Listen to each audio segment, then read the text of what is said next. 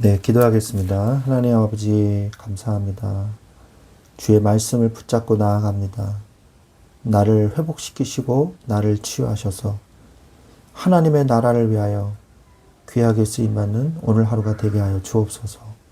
우리 주 예수 그리스도의 이름으로 기도합니다. 아멘. 네, 오늘 하나님의 말씀은 열왕기 하 13장 1절부터 4절까지 말씀 보도록 하겠습니다. 열왕기하 13장 1절부터 4절입니다.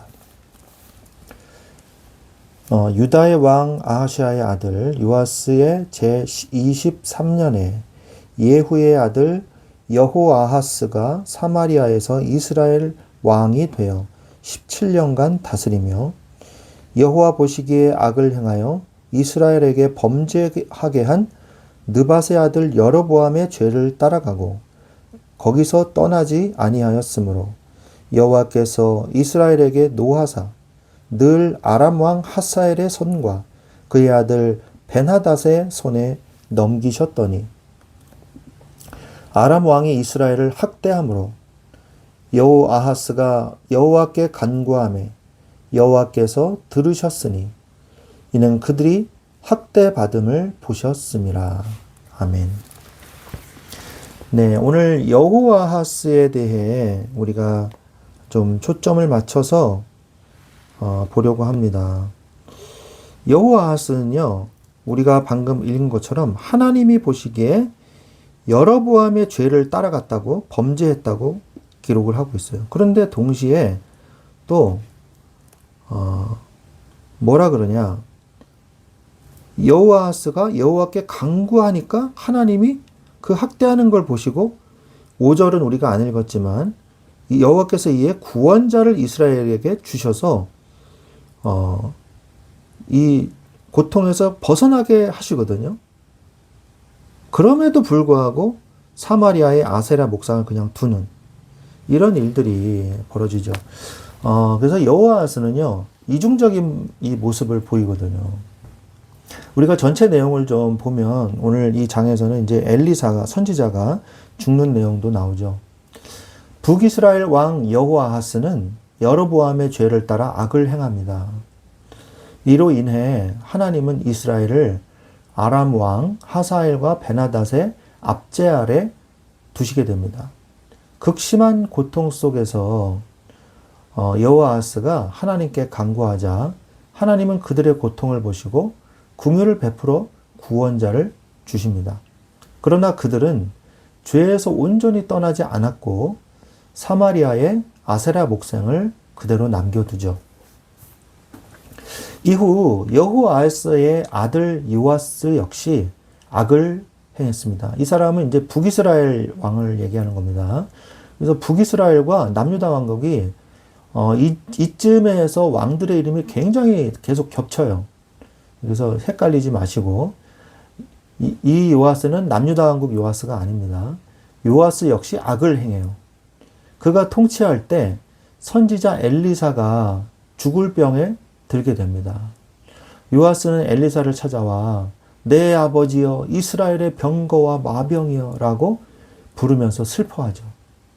엘리사는 그에게 동쪽 창을 향해 여호와를 위한 구원의 화살을 쏘게 하고 화살들을 가지고 땅을 치라고 명령합니다.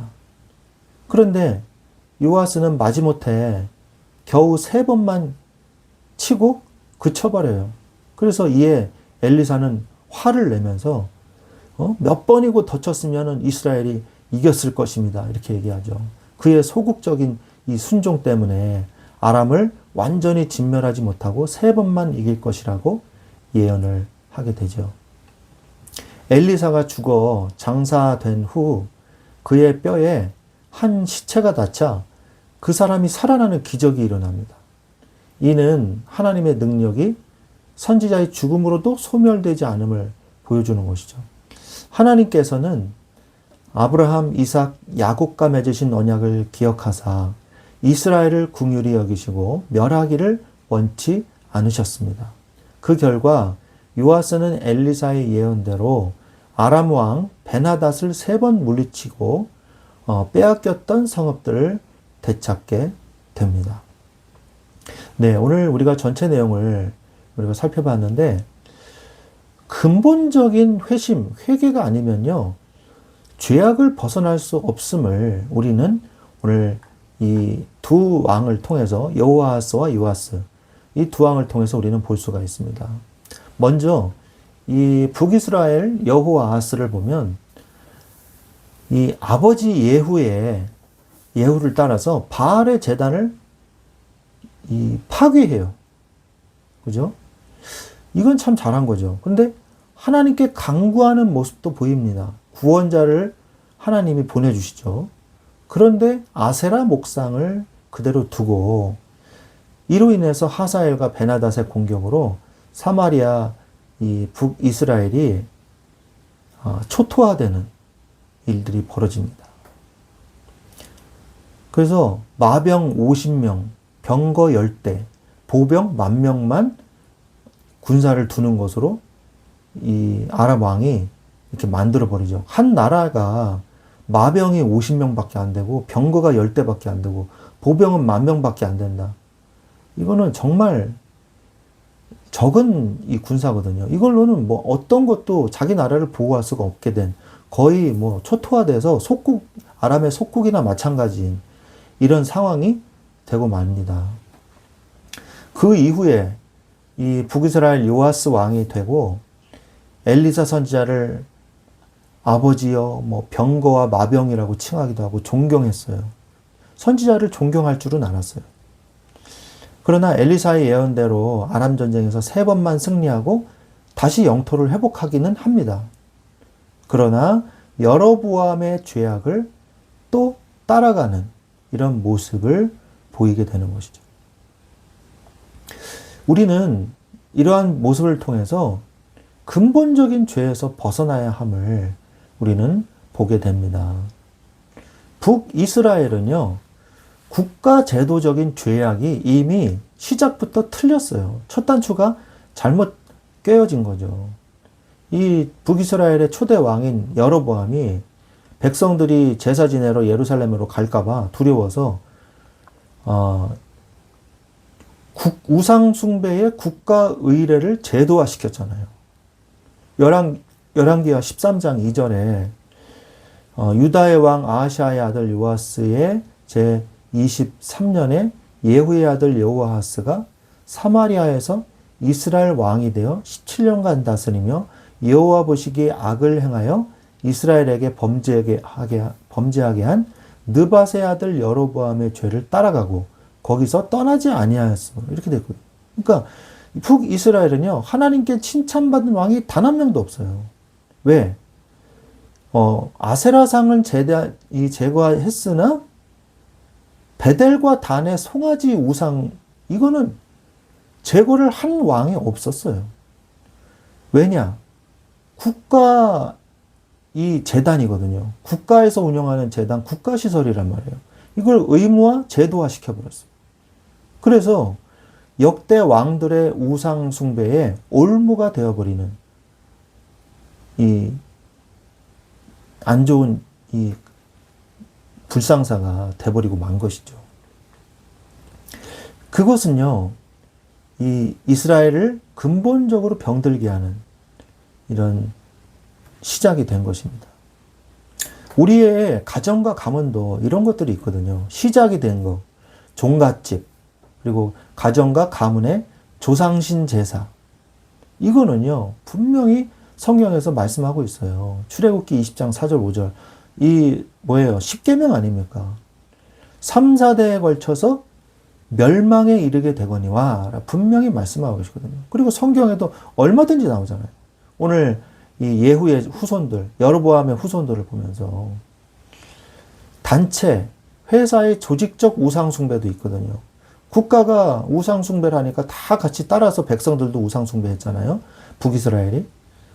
그러면 우리는 어떻게 해야 되냐?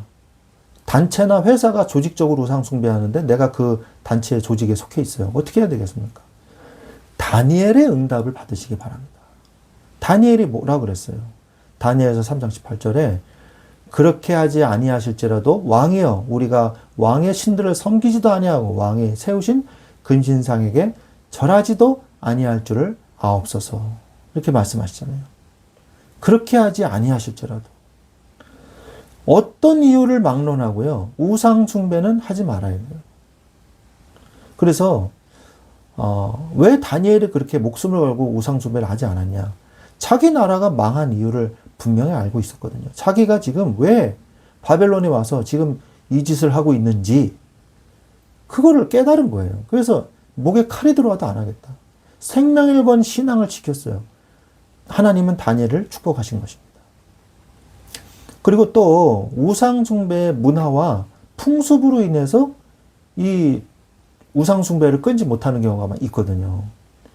에스더의 응답을 받으시기 바랍니다. 에스더서 4장 16절에 당신은 가서 수산에 있는 유다 사람을 다 모으고 나를 위하여 금식하되 밤낮 3일을 먹지도 말고 마시지도 마소서.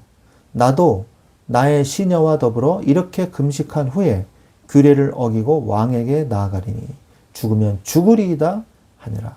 아멘. 근데 에스더는 다행히 죽지 않았습니다. 왕이 그의 청을 받아들였죠. 무슨 일이냐 하고. 그래서 하만을 죽이는데 성공하고 모든 이스라엘 백성들이요 원수들을 갚는 이런 일들이 벌어지는 것이죠. 그래서 풍습을 바꿔버렸어요. 이런 역사가 하나님을 믿는 자들에게 나타납니다. 우상의 현장을 정복하십시오. 어떻게 하냐? 일단 처음에는요, 막 티낼 필요 없어요. 조용히 기도하세요. 그 현장에서. 우상숭배 현장에서. 조직적으로, 제도적으로, 이 풍습적으로 우상이 여전히 되고 있는 그 현장에서 조용히 기도하세요. 사람들은 모르게. 그러나 사단은 알죠. 이 사단과 우상의 세력을 예수 그리스도 이름으로 꺾는 거예요, 그게. 마태복음 6장 6절에 너는 기도할 때 네 골방에 들어가 문을 닫고 은밀한 중에 계신 내 아버지께 기도하라. 은밀한 중에 보시는 네 아버지께서 갚으시리라 그랬거든요.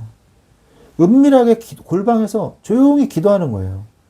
하나님의 나라가 임하도록 기도하십시오. 먼저 그의 나라와 의를 구하라. 그러면서 어떤 일이 벌어지냐 그러면 이 흑암의 권세, 사단의 권세가 다 무너져요. 그리고 하나님의 통치가 임합니다. 영적인 일이기 때문에 세상 사람들은 모르죠. 우리만 아는 거죠. 그럼 영적 분위기가 바뀌거든요. 그때 조용히 함께 예배할 자를 찾으십시오. 요한복음 4장 23절에 아버지께 참되게 예배하는 자들은 영과 진리로 예배할 때가 오나니 곧 이때라. 아버지께서는 자기에게 이렇게 예배하는 자들을 찾으신다 그랬습니다. 그 하나님이 찾으시는 예배자를 찾으세요. 그러면서 함께 쉬는 시간에 조용히 예배를 드리세요. 짧게. 목사님이 필요하면 목사님을 요청하세요. 그래서 현장에서 올바른 신앙 고백을 하십시오. 마태복음 10장 32절에 누구든지 사람 앞에 나를 시인하면 나도 하늘에 계신 내 아버지 앞에서 그를 시인할 것이요. 나를 부인하면 나도 너를 부인하겠다라고 말씀하시잖아요. 하나님 앞에 올바른 신앙 고백을 하세요. 나는 예수 믿는 사람임을. 나중에. 그러면요. 하나님의 능력의 역사가, 영적 분위기가 바뀌는 능력의 역사가 나타날 줄로 믿습니다. 근본적인 죄에서 벗어나고 하나님의 나라의 역사, 우상과 저주와 제사의 역사, 제도적으로 국가적으로 풍습을 통해서 일어나는 모든 사단의 권세를 예수님의 이름으로 꺾고 하나님의 나라가 임하는 데 귀하게 쓰임받는 여러분들이 되시기를 주 예수 그리스도의 이름으로 축원합니다. 아멘.